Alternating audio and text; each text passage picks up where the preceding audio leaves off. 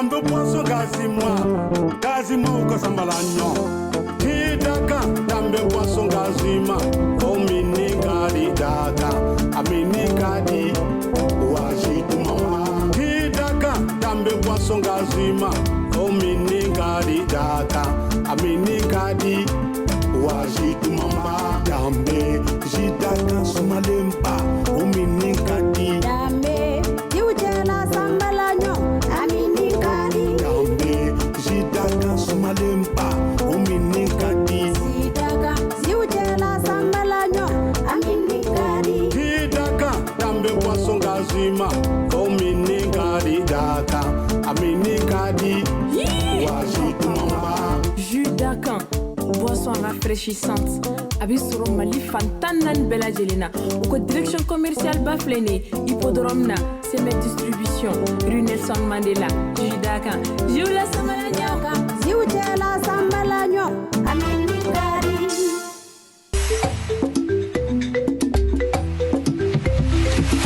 Wasana ni morembora, wasoname, wasona telele mbora, wasona samalolo bora, wasoname, alele mindala gadi, wasoname, ni ami be konta, ni ami be sewa, ni ami be shua, iduni ele mizede bana, wasoname. Papa nana kabo bana yola dame do dama Oduye buru kela kontanali De una na kabo tulundi ala dame do dama Oduye wolo de una kontale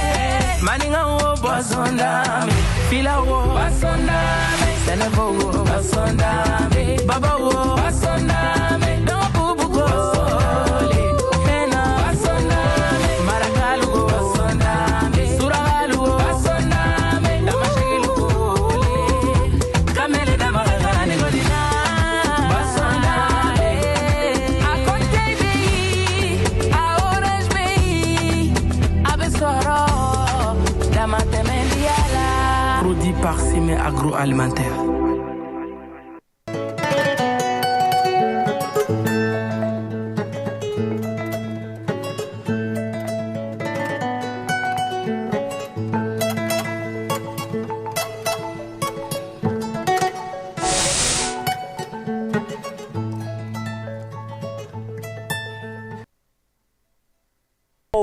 Anga foli be awye bigodo ka foli be awye aw mana soro yoro o foli kelen do on te sanga aw foli la aw bigodo émission woni ambe kuma be actualité de ka amiri shinina aywa ka ko di alama nga ne ni nyebi sra ni nyebi ka chugodo la woroke tiens ay béré dama béré ana parce que jena tika o de la vie et la vue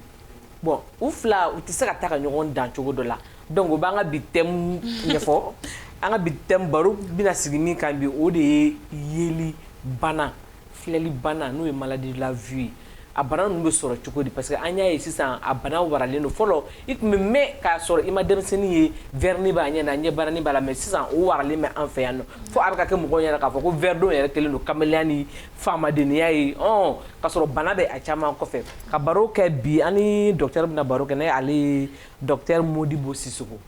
ale nye docteur yotea Odo. Ici soko. Amba. Basiti là. Agnon maintenant amna yeli ke gagné. Yala sona. Yala sona. D'accord, aywa niko de problème tout là. Ale kele fait Aboubakar Sidiki Cissé. Ale école de nga ala fana ala jarabi vers là, afana bi vers do nye banani asoro. Aya soro chugo bida bina baroko e ukan. Ale kele fait Sori Ibrahim Diallo. Sori. Anoula. Bismillah. Anisho. Anya bi vers ni nyana de. Ala ka latigɛw don sinon an kɔni an ta ye si bɛɛ ka birinti ne ba o wajibi ye ka bɛɛ lajɛlen fo maa maa bɛ ka filɛli kɛ sanga in kɔnɔ an bɛna baro min kɛ ladilikan ni kɔrɔfɔ minnu b'a kɔnɔ ala ka don tulo kunnadi la an bɛ lajɛrɛ kɛnɛ kan awɔ. D'accord, merci Idjalo. Aboubakar Sidi Aboubakar e kɔni ye denmisɛnnin lamɔgɔ ye verre ni b'u ɲɛna olu ye faamadenninw ye o i y'a sɔrɔ olu faamadenw lamɔ téléphone n'u b'u bolo tablette n'u b'u bolo u bɛ jouer o ɲɛw kan o don wa. o tɛ ayiwa min na an bɛ n'o baro kɛ kɔfɛ ne de ka baro yɛrɛ daminɛ docteur bi thème bɛ min kan o de ye ɲɛ bana ye i bɛ se ka explication dɔ di an ma ɲɛ bana yɛrɛ kan.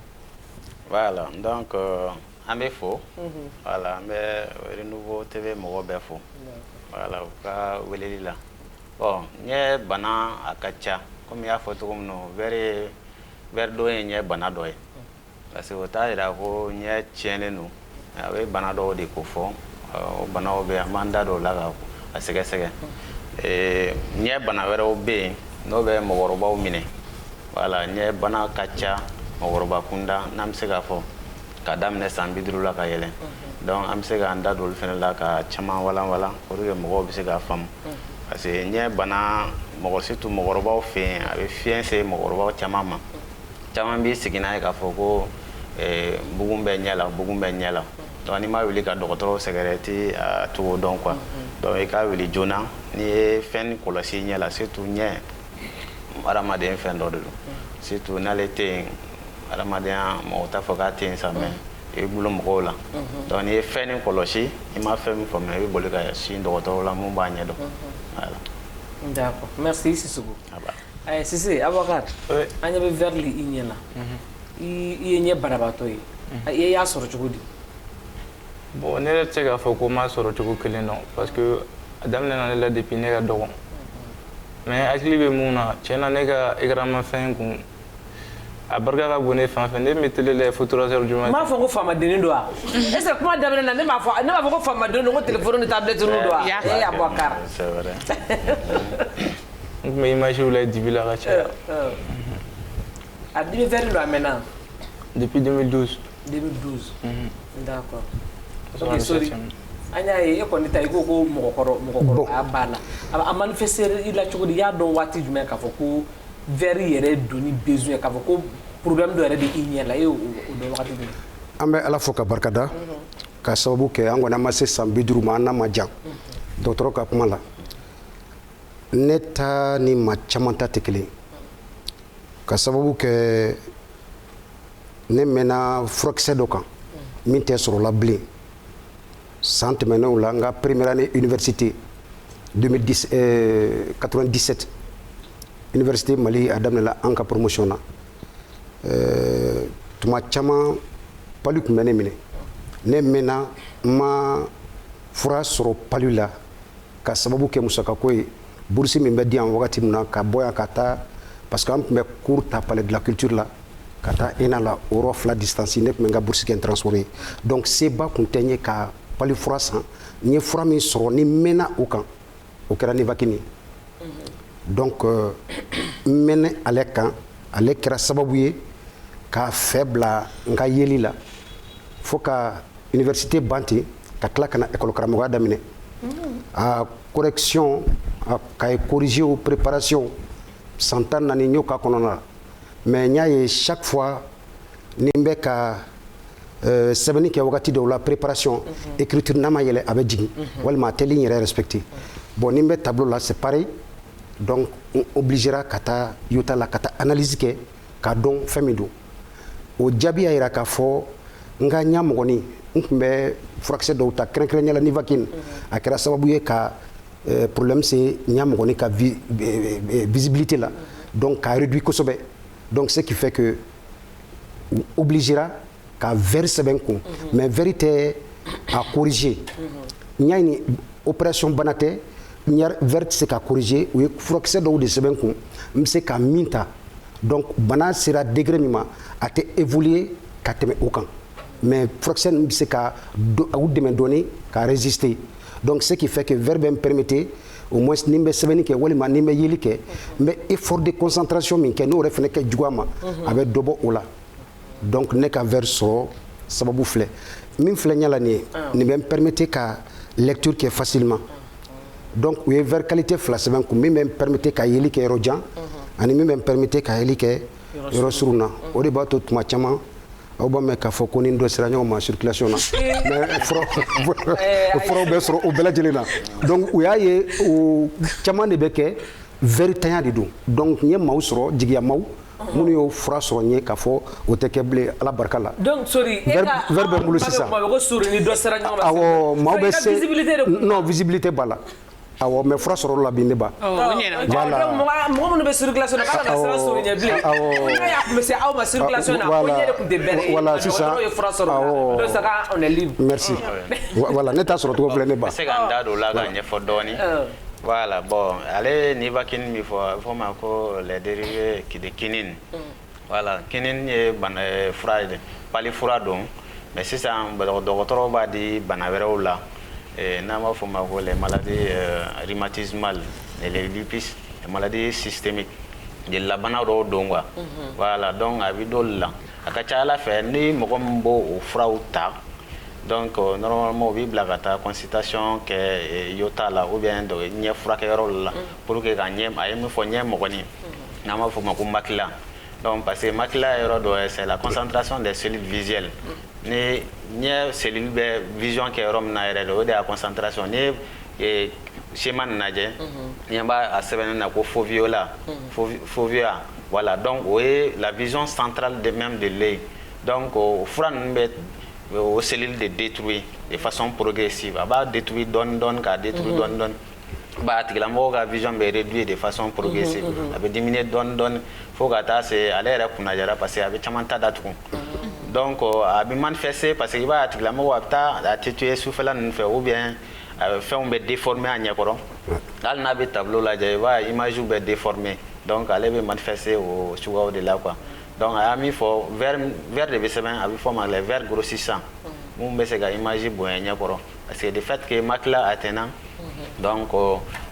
vers de BC20 pour que Chamam se fraye, vision de l'ouest et la vision de près. Ok, mais est-ce que Nivakin fait fraction de ce que c'est mon roman?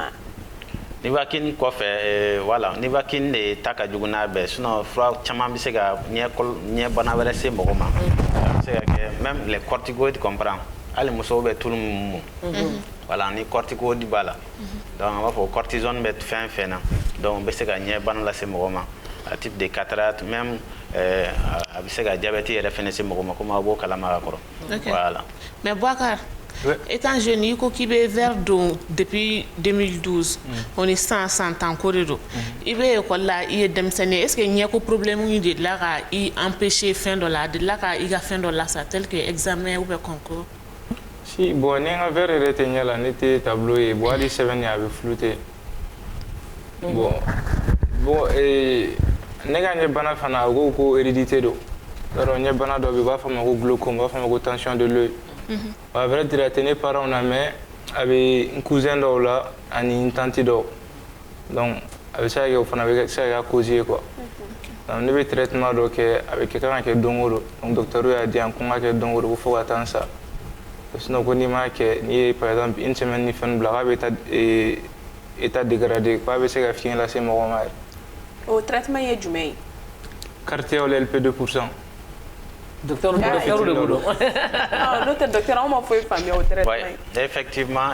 il faut glaucome est banaye, n'a pas formé du rouillard banado. Il y a colossé, il va venir avec Fala ou avec Mokela ou avec Cousina, c'est-à-dire. Now jeliw ye kelen a ka ca ala fɛ o bɛ a b'a fɔ ko denw ka taa jeli sɛgɛsɛgɛ k'a lajɛ n'a tɛ min na donc o dɔrɔn tɛ parce que bana wɛrɛw bɛ se il y a des facteurs qui sont il y a des facteurs favorisants a bɛ se ka kɛ farafin a ka ca farafin kunda kosɛbɛ ka tɛmɛ tubabuw kan a bɛ dépend an yɛrɛ ka ɲɛ an b'a fɔ ko ɲɛ mɔgɔnin c'est à dire ɲɛ finmanin voilà donc o courbure bɛ cogo dɔ la. Donc, farafin fait donc on sait que facteur favorisant ni diabète bi se ka tension artérielle bi se ka blam a favoriser mogo la ou bien ni myopie bi la on va faire myopie forte myopie meta ka date adam ne moins de 7 dioptries voilà on be se ka facteur et même se ka glaucome bla la donc il faut me faut effectivement parce que bana min do abe ni fasa ale bi ni fasa de don faut avoir ces rôles là et la vision mais que et bien on que ni bi fleli que cho ni kono faut ma vision tubulaire donc il y en a qui sont mana dona jona faut de bi di ma même c'est la évolution ralenti kala jo n'a bɛ fɔ ma ko les antiglucomatés donc furaw don min b'a to tension tɛ yɛlɛ a bɛ to normal la min tɛ jouer i ka cellule visuelle kan voilà. D'accord. Maintenant sorry e kɔni i bɛ verre dɔ a mɛnna i bɛ traitement de kɛ chaque mois ou bien chaque année ou bien chaque 6 mois de wa i bɛ traitement kɛ verre bɛ changer ou bien verre kelen de bɛ se ka san joli. Bon ça dépend ni verre sɛbɛnni kun n'i y'a ye k'a fɔ i ka visibilité a tɛ tentɔ malgré que verre bɛ ɲɛ la moi je vais pour notre contrôle n b'a kɛ tentɔ donc u bɛ verre fɛlɛ souvent i b'a ye k'a fɔ amélioration bɛ don a la parce que i bɛ Nivaquine comprimé B complexe minnu ta olu bɛ yɛlɛmani dɔɔni don a la mais pas que ça bon ni verre matarafa tu fournis moins d'efforts donc rétine ninnu u tɛ sɛgɛn ka se niveau dɔ la parce que ne ye jate dɔ minɛ bien avant que n ka Nivaquine résultat yɛrɛ ka na d'abord à l'époque an tun bɛ Senghor la wagati min na c'était vers les années 89-90 courant tun ma tiɲɛ Bamakɔ an tun bɛ quartier dɔ la n'o ye Janigila ye nos parents n'avaient pas assez de moyens an tun bɛ leçon ta lampan de la donc ce qui fait que souvent ni hali ni lampan pétrole dɔgɔyara ka se niveau dɔ la luminosité fana bɛ dɔgɔya donc on s'efforçait d'apprendre donc ça jouait sérieusement sur la vision parce que la luminosité la lumière elle est insuffisante donc on s'efforçait pour apprendre donc au bɛɛ i b'a ye k'a fɔ olu facteurs bɛɛ bɛ n'état la donc souvent ni ampoule yɛrɛ état fana man ɲi malgré le peu de lumière que nous possédons à l'époque on m'a efforcé ka leçon ta au kɔrɔla la donc hali classe kɔnɔ a bɛ fɔ ko n'apprenez pas sous une lumière insuffisante donc au bɛ fɔ an ye classe kɔnɔ mais malgré toutes ces difficultés là la plus belle femme du monde ne peut donner ce qu'elle a donc on essaie d'apprendre comme ça donc nin bɛɛ gɛlɛya ne ka gɛlɛya ni ye a cɛya ne ma quoi donc j'ai quand même du regret dans ça parce que vers les années 2000-2001 on a organisé un recrutement des policiers c'est du jamais vu parce que pour la première fois commissaire ou ni inspecteur ka recruté a daminɛ no promotion de la sinon policier bɛ daminɛ sergent ni sergent chef ni adjudant de la mais ka daminɛ officier la a kɛra aux premières vagues donc aux premières vagues là moi j'ai eu la chance de passer à toutes les épreuves sauf la dernière épreuve qui était la visite médicale d'incorporation u taara n'an ye ka fɛn tableau là bon franchement à une certaine distance, moi j'avais des problèmes de visibilité, de vision. Donc ça a été la cause de mon échec à ce recrutement. Donc à l'époque, j'allais être inspecteur de police aujourd'hui, un commissaire ça c'est un regret, un souvenir que j'ai gardé à moi qui me fait très mal. Mais à la dos. Voilà. Donc c'est un peu ça. ama ye sano denmisɛnnin fitinin dɔw bɛ yen u tɛ se tɔgɔma yɛrɛ la simindenw u ɲɛw b'u dimi f'u baw bɛ sinji ni fɛnw de k'u ɲɛ la olu ta in dun o bɛ sɔrɔ cogo di est-ce que u bamusow bɛ fɛn dɔ de dun u lajɔlenw la min bɛ problème s'u ma ou bien c'est héréditaire comme nin ta bɛ cogo min na. Voilà donc i bɛ min fɔ la nin ye an b'a fɔ ma ko limbo conjonctivite endémique tropicale c'est-à-dire bana min don denmisɛnnin a bɛ daminɛ i y'a fɔ cogo min o âge la. I b'a ye denmisɛnninw b'u ɲɛw tereke voilà b'u tereke fo ɲɛ couleur bɛɛ bɛ yɛlɛma donc fɛn caman bɛ yen min b'a lase mɔgɔ ma climat n'an b'a fɔ ma waati nacogoya o bɛ se k'a lase mɔgɔ ma en même temps a b'aw hakili to a la baw surtout baw a bɛ wusula minnu sisi so kɔnɔna ninnu na k'a fɔ ko ka so kɔnɔna kasaw diya i denmisɛnnin caman t'a supporter donc de fait que denmisɛnnin caman t'a supporter o bɛɛ bɛ se ka bila mɔgɔ la mais hali parfum fɛn bɛ yen ni odeur b'a la donc o bɛɛ bɛ se ka kɛ facteur ye min bɛ se ka u bila denmisɛnninw na quoi donc an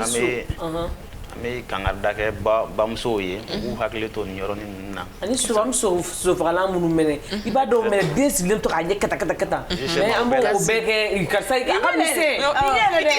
sɔni a ka faga i ɲɛ dɛ c'est ça sisan docteur kamelebani min filɛ nin ye e kɔfɛ nin ye ta n'o bɛ to ka kameleba verre voilà effectivement na kumaw fɔ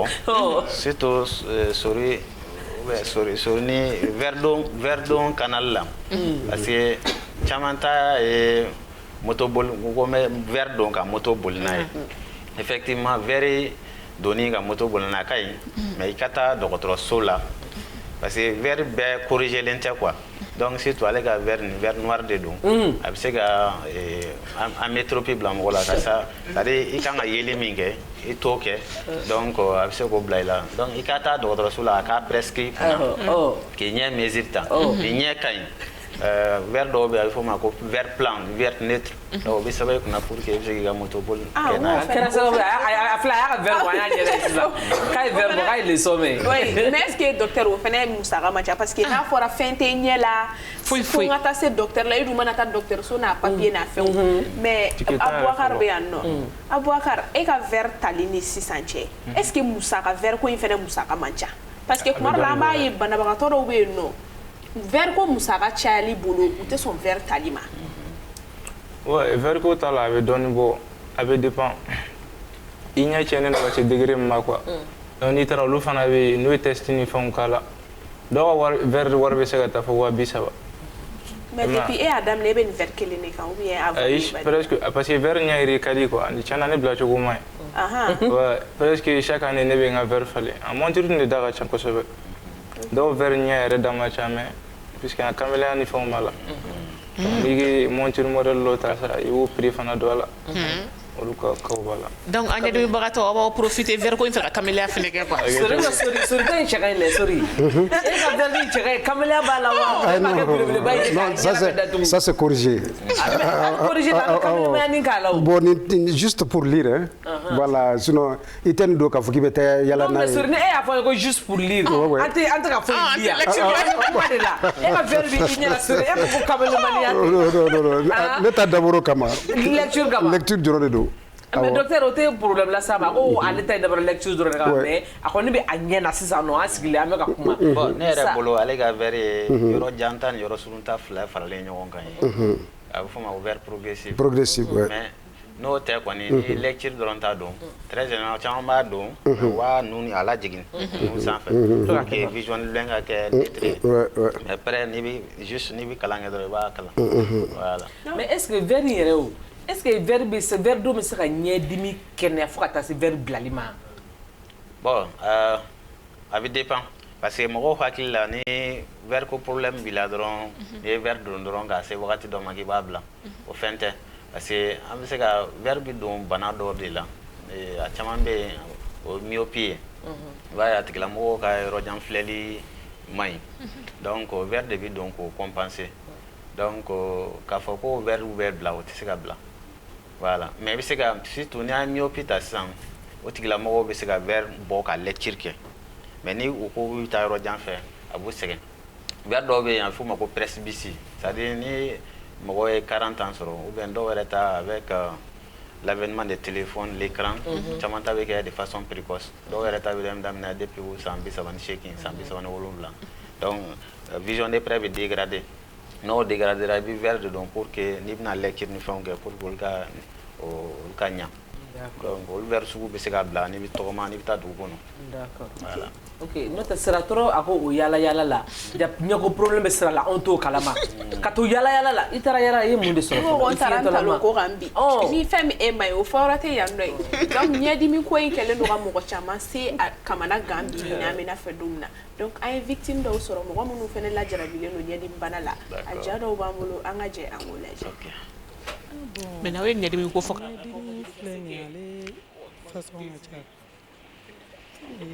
ne jalandi bimbe ne tension be bon ne reconta ne tension de ale te opérer pour moi ne nya kon balla kan dimi ne willa ka se docteur ma donc en traitement do sui les médicaments chaman de anyolu utiliser mais autant que ñu ñi nga woni nga verre do quoi ou be se ka verre do dia parce que o problème fo ite nyala mais ko nyabi to ka sengedi poussière ni fiani chichi nunu ko libe diga nyala donc kunu ne fena ko ngese mi se ka verre do ko ay ko ngana verre do ko be se ka ge problème were ka nye bana were la se nyema quoi ko bna verre do dia no be anti reflex ala mato nyabi protéger ka soro ma verre don do quoi no ko ke mo problème tala sinon a ma fɛnba kɛ ne la ten. Bon, ne ka verre tɛ verre corrigé, mais waa fɔ ma ko verre anti reflet, voilà. Parce que fɔlɔ ne yɛrɛ tun bɛ verre kɛmɛ tani ninnu san. Bon, maintenant comme baara kɛ machine na, dɔ ko n ma ko nin fana ka fisa n'o ye. An ye moto bolilaw ye, c'est-à-dire que ka moto boli tɛ ka sɔrɔ verre tɛ ɲɛ na, o yɛrɛ ka jugu fɔlɔ. Ne bolo o ka jugu ka tɛmɛ ni verre fana tɛ ɲɛ na, hali ni nin fana bɛ danger kɛ, mais i ka fɛn dɔ don k'i ɲɛ protéger poussière la, o ka fisa ni i k'a boli ten. Donc a sɔrɔla o de fɛ au départ, donc maintenant jusqu'à présent n bɛ ka continuer k'a don, voilà. Bon, poussière b'a la, n y'a fɔ n y'a don mun kama, poussière b'a la, ani fɛn ɲɛnama min bɛ se ka bin ɲɛ na, olu bɛɛ fana b'a la, ani n fana bɛ baara kɛ machine na, machine fana o b'a fɔ k'o fana bɛ jouer ɲɛ kan. Bon, pour le moment nin kɔni si ma fɛn k'an sɔrɔ fɔlɔ, donc alhamdulillah, sinon n b'a dɔn olu bɛɛ bɛ se ka problème lase mɔgɔ ɲɛ ma. D'accord, merci. Bon, a sababu ye image bɛ fulu ne ɲɛkɔrɔ en même temps fɛngɛ soleil fana bɛ digi a la ani lumière courant lumière quoi. Parce que ni ne bɔra tile kɔrɔ su fɛ lumière kɔrɔ i n'a fɔ lampadaire kɔrɔ quoi a bɛ farinya ni n bɔra kɔrɔ ka don dibi la fo n bɛ taa n ta a sababuya y'o de la. En même temps souvent a bɛ gratter a bɛ ji bɔ a bɛ bilen fɛnɛ. Je me rappelle depuis à bas âge a tun bɛ to ka traiter mais verre dira ne ma ka ne to 8e année de la. Parce que au début a tun bɛ gratter n'i y'a siyɛn i bɛ taa sɔrɔ a jukɔrɔla bɛ kisɛ quoi a bɛ ji bɔ kɔfɛ de u sɔrɔla ka na verre di yan nɔ. Docteur, an ye mɔgɔ caman ka témoignage ye u ye ɲɛdimi suguyaw caman yira. Donc o b'a yira k'a fɔ ɲɛdimi suguya ka ca. En général ɲɛdimi suguya jumɛn ni jumɛn de bɛ yen a t'a joli ɲɔgɔn na. Bon, ne ko i b'o fɔ an bɛ si yan. An ka dɔɔni fɔ, an ka bakurubaw fɔ. Donc min ka ca an fɛ yan an bɛ se ka olu fɔ. A y'a fɔ denmisɛnnin kunda, comme fɛn bɔra ka question poser cogo min na, denmisɛnnin fitininw an b'a fɔ ma olu ka ɲɛdimi base yɛrɛ LCT. Mais télé la muso min bɔra ka kuma ko glaucome tension, tension. A fɔ ma ko glaucome. Donc min ɲɔgɔn bɛ an ka étudiant na. Voilà, o ɲɛ tension ye ale bɛ ɲɛ fasa de minɛ. Donc a bɛ ɲɛ fasa dégrader ka taa fɛ dɔɔni dɔɔni. Ni a tigilamɔgɔ a bɛ se k'a fiyɛ parce que ale problème ye min ye n'a ye fiyɛ n'a ye min minɛ yeta la o tɛ segin tuguni. Donc o de y'a problème yɛrɛ. O ye kelen ye, o ye ɲɛdimi suguya kelen ye. Kelen. Filanan ye mɔgɔkɔrɔba kunda n'an b'a fɔ ma ko falaka n'o caman b'a fɔ ma ko bugun bɛ ɲɛ la. O bɛ fɔ ma ko cataracte. Voilà, o ka ca mɔgɔkɔrɔba kunda kosɛbɛ. Voilà, donc o kɔni n'o ye mɔgɔkɔrɔba minɛ n'a sera opéreli n'a opérera vision bɛ segin a nɔ la. Donc o ɲɛdimi filanan ye. Sabanan ye diabète ni tension bɛ se ka ɲɛdimi bila mɔgɔ la comme koloci bana n'an b'a fɔ ma ko drépanocytose bɛ se ka ɲɛdimi bila mɔgɔ la. Ɲɛjalandimiw fana bɛ yen. Voilà, i b'a ye dɔw fana ɲɛ bɛ taa kalaminɛ la. I b'a ye mɔgɔ caman ɲɛ bɛ taa kalaminɛ la. Donc très généralement o tigilamɔgɔw i b'a ye sɛbɛnni bɛ kɛ u bolo fila ye ou bien n'i ye ɲɛ kelen datugu sɛbɛnni bɛ kɛ fila ye. Donc ɲɛdimi ka ca. Mais en général mun na ni kalamɛnɛ tɛ parce que an b'a hali kalamɛnɛ ye denmisɛnninw na a bɛ mɔgɔkɔrɔbaw la ɲɛ kɔni talen don kalamɛnɛ fɛ en général mun na ni olu ye. Voilà, ɲɛ bɛ taa kalamɛnɛ la parce que fasaw de bɛ yen min bɛ ɲɛ la marcher an b'a fɔ ma ko nerf. Donc o nerf ni caman bɛ sɔrɔ accident sen fɛ hali jiginni sen fɛ musoya fɛn a bɛ fɔ o ma ko forcesse n'i ko i bɛ den forcer ka bɔ voilà donc olu bɛ se ka fasa ninnu traumatiser donc ni ɲɛ fasa traumatisera donc fasa dɔ bɛ yen o bɛ ɲɛ datugu o bɛ ɲɛ layɛlɛn ainsi de suite donc du fait que o fasa atteint don ɲɛ bɛ dévier ka taa min bɛ marcher la voilà. Ok, Aboubacar mais i ka ɲɛdimi bana in kɔnɔ mun de interdilen don i la. Interdit. I n'a fɔ a bɛ fɔ i ka téléphone lajɛ ka dan i ka image lajɛ ka dan wagati dɔ la wa walima i kana to ka don poussière la ou bien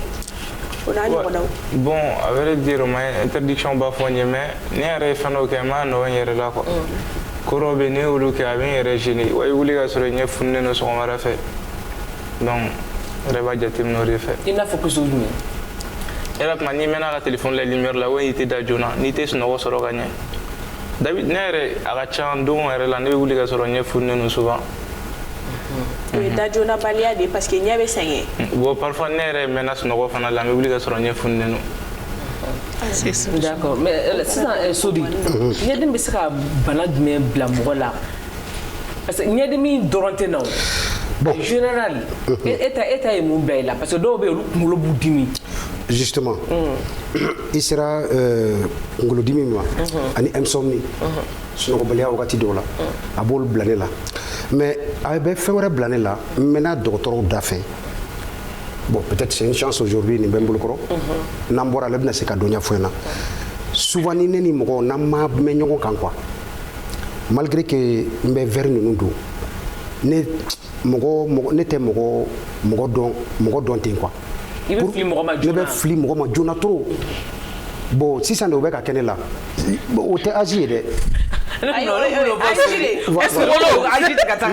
o tɛ âge ye mais ne y'a remarqué pour que ne ni mɔgɔ caman de bɛ yen ne n'u bɛ ɲɔgɔn dɔn mais ni ne y'u ye u bɛ reproche kɛ ne la ko ne bɛ n yɛrɛ wusaya mɔgɔ ma n tɛ mɔgɔ fo ou bien i bɛ bon vraiment. Je regrette parce que ne t'a dabɔ a kama ne tɛ mɔgɔ yɛrɛ de don fini ne ka gɛrɛ ɲɔgɔn na an ka mɛn ɲɔgɔn kan pour que ne k'i don. Docteur a ko kuma ne b'a sɔn ji la parce que a bɛ kɛ ne yɛrɛ la. A bɛ kɛ ne fana la. A bɛ voilà donc docteur ka explication n taara yɔrɔ caman na mɔgɔ ma se ka nin fɛn explication di wa ne et kɔni puis tun y'a ka kɛ fura di ne ma a la quoi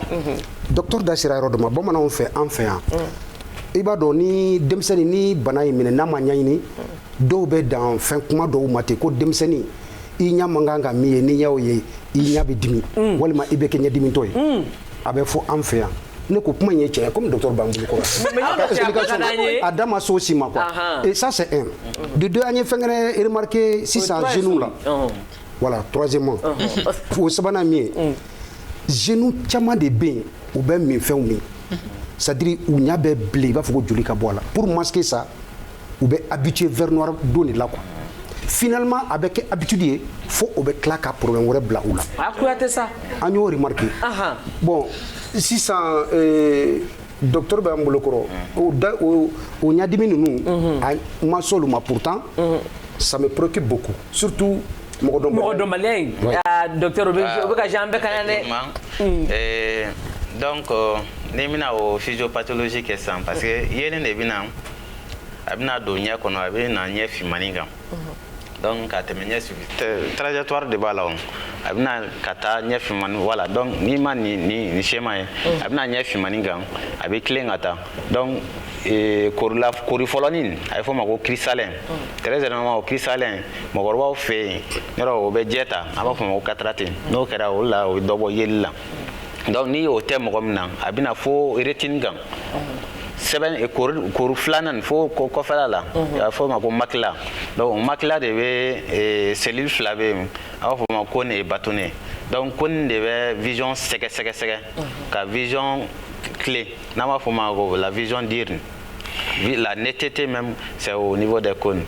voilà donc o très généralement maladie bana min b'ale la donc o cellule de bɛ détruire donc o la n ko a ka fɛn na physiopathologie la a bɛ image déformer image tɛ fɛn wɛrɛ hali a bɛ mɔgɔ déformer ɲɛkɔrɔ kuma tɛ visage ma a bɛ hadamaden yɛrɛ kunturu déformer kuma tɛ image ma donc c'est dû à la dégradation de ces cellules là parce que cellule min kan ka vision fɛn lumière capter ka bila ka taa rétine na ça se fait pas normalement. Donc o la reconnaissance bɛ retardé i b'a ye a tigilamɔgɔ yana a bi o la a tigilamɔgɔ i b'a fɔ k'a hakili sigi fɔlɔ yana ka girin ka ko kɛ quoi donc sinon ni girinna ka kɛ dɔrɔn il faut pas kɛ voilà. Donc anw yɛrɛ fɛnɛ sisan nɔ beauté ko la anw yɛrɛ ka parili bɛɛ kɛlen don lentille ɲɛsi lentille n'i ma lentille an bɛ lentille don an bɛ tila ka ɲɛsiw don docteur mais na kun ka di ne sara ne docteur kun k'o répond a kuma tila kuma la parce que sori ye fɛn saba de fiyɔ i ye kelen de fɔ n'o ye mɔgɔ dɔnbaliya ye mais filanan ye ko an ka denmisɛnninw bɛ excitant ni fɛnw fɛ ɲɛ bɛ bili ɲɛkisɛ bɛ bili sigɛriti bɛ se ka kɛ juin b'a kɛ gulɔ b'a kɛ ani sunɔgɔbaliya faralen ɲɔgɔn kan o bɛɛ bɛ bili donc pour que k'o masquer u bɛ don vert fumé don na. Sori yɛrɛ bɔra ko ale yɛrɛ o question jaabi parce que ale ko dibila fɛn foyi man ɲi ale bɛ leçon ta dibi la ale a bɛ fɔ ko n'i bɛ téléphone manipuler kana kɛ dibi la donc dibi la fɛn a bɛ se ka na ni problème voilà comme ni fɛn bɛ cogo min na n'i ye baara kɛ dibi la à force de travailler sur l'obscurité voilà donc o de bɛ na ni problème visuel ye i b'a ye ɲɛkolow bɛ sɛgɛn tigilamɔgɔw ɲɛ bɛ bilen i b'a ye très évidemment a tigi bɛ larmoiement kɛ ji bɛ bɔ a tigi ɲɛ la ba ni kunkolodimi tɛ ban voilà donc o b'a essayer ka verre d'eau t'o solution verre bɛ dɔ fara a effet kan voilà makɔrɔw ka kuma in don docteur ɲɛ dɔw la o ye maakɔrɔ ka ye mɔgɔkɔrɔba ye ok n y'a faamu Abubakar ko question dɔ b'ale bolo ni dɔw ɲɛ bilenna an yɛrɛ ne terikɛw caman b'a kɛ u bɛ taa fura dɔ san pharmacie la ko colure bleue a bɛ mɔgɔ ɲɛjɛ passe mais inconvénient b'o la si parce que automédication o la a bɛ fɔ ko mɔgɔw kana automédication kɛ parce que mɔgɔ farikolo fɛn bɛ yen a bɛ fɔ ma germe dɔw de bɛ yen n'olu ye kɛlɛkɛcɛw ye voilà donc i mana fura fɛn kɛ o kɛlɛkɛcɛw de bɛ détruire n'o détruira en cas d'une petite infection seulement i ɲɛ bɛ infection ta donc o la a bɛ fɔ i kana automédication kɛ cogo si la o t'a fura ye cogo si la d'accord donc sisan nɔ n'an nana ne ka lanti ko in na ani ne ka ɲɛsini ko n'an bɔr'o la min yɛrɛ ɲuman na n b'a tugu a la a n'a ka produit ko parce que a bɛ produit kɛ sira filɛ nin a bɛ produit kɛ a bɛ lanti don a ɲɛ na a bɛ ɲɛsi don a ɲɛ na donc sira problème jumɛn de bɛ se ka sira sɔrɔ sisan ni fɛn saba bɛɛ ale kelen parce que lanti tɛ fɛn wɛrɛ ye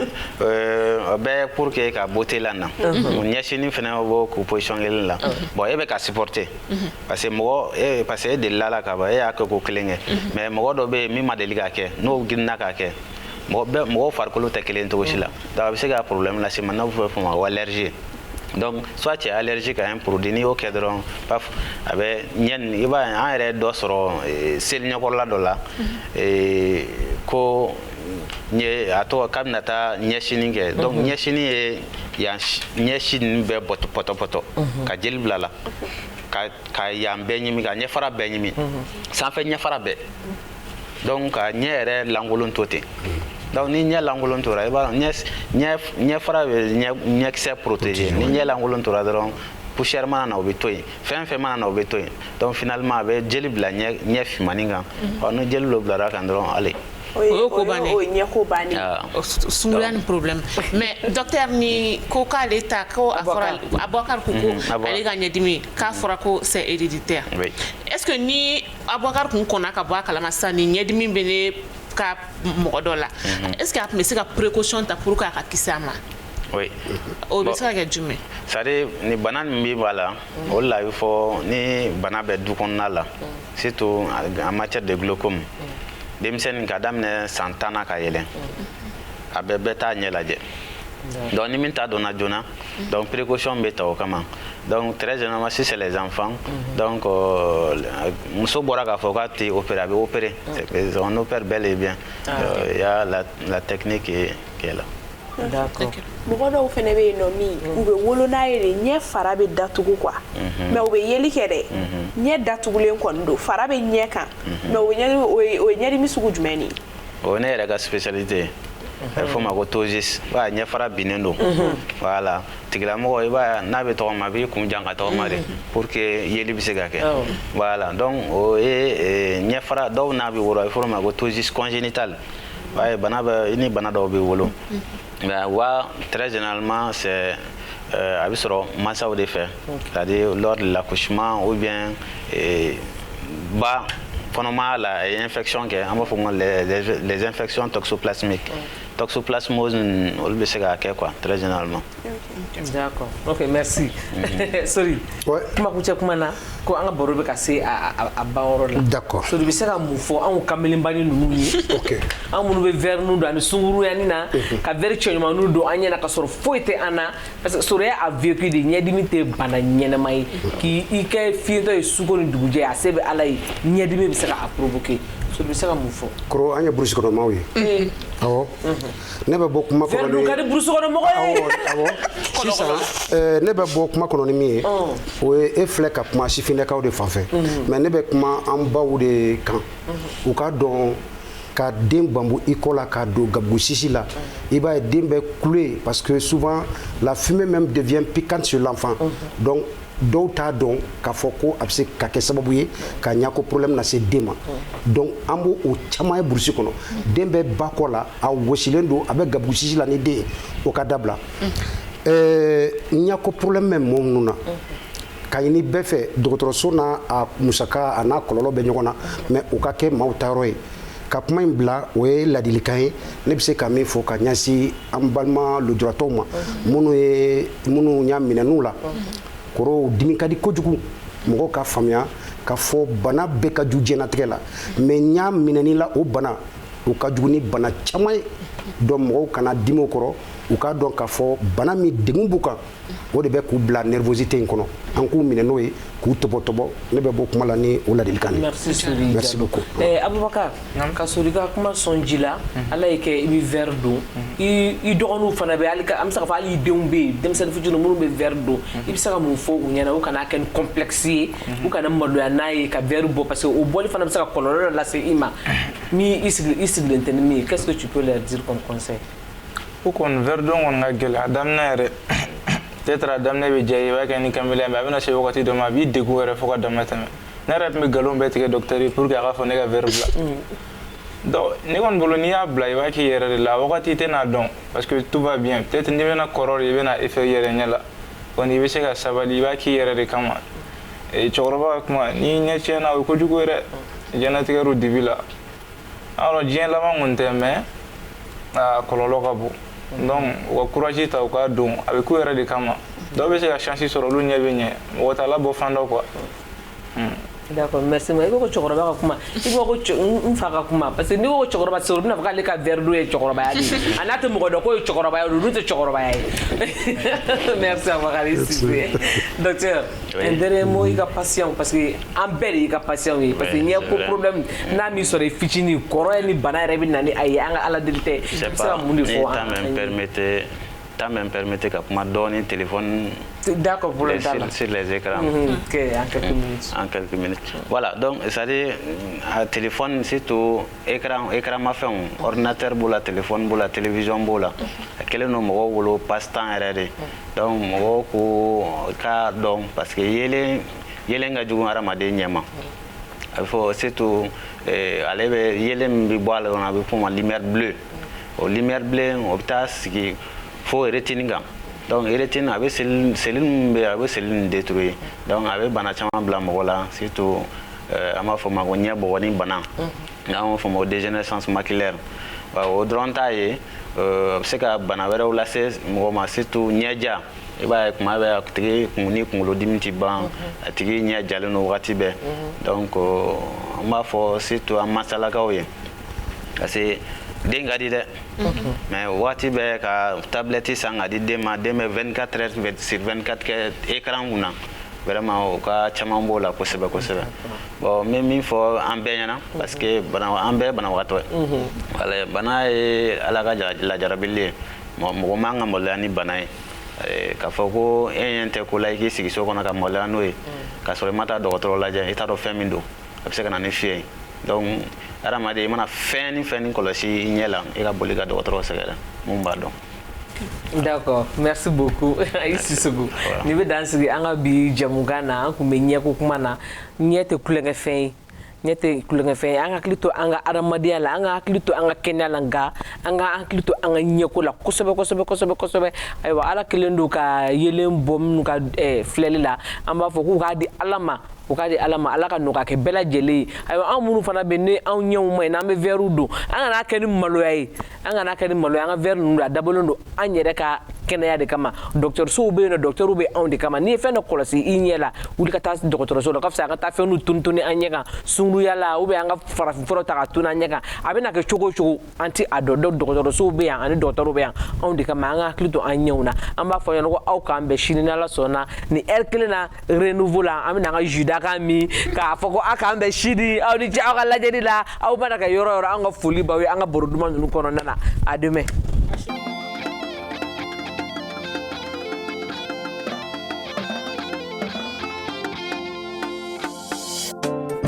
Jidaka, Jiuka Samalanyo, dambe poisson gazima ukasambala nyo Tidaka dambe poisson gazima Omini kadi daka Amini kadi Wajitu mama Tidaka dambe poisson gazima Omini kadi daka Amini kadi Wajitu mama Dambe jidaka sumalempa Omini kadi Dambe jiujela sambala nyo Amini kadi Dambe jidaka sumalempa Omini kadi Sidaka jiujela sambala nyo Amini kadi Tidaka dambe poisson gazima Omini kadi daka Amini kadi Wajitu mama Jus d'Akan, boisson rafraîchissante. Abisoro Mali Fantanan Bella Jelena. Au direction commerciale Baflene, Hippodrome na, Semet Distribution, rue Nelson Mandela. Jus d'Akan, Jula Samalagno, Jiujela sambala nyo Amini kadi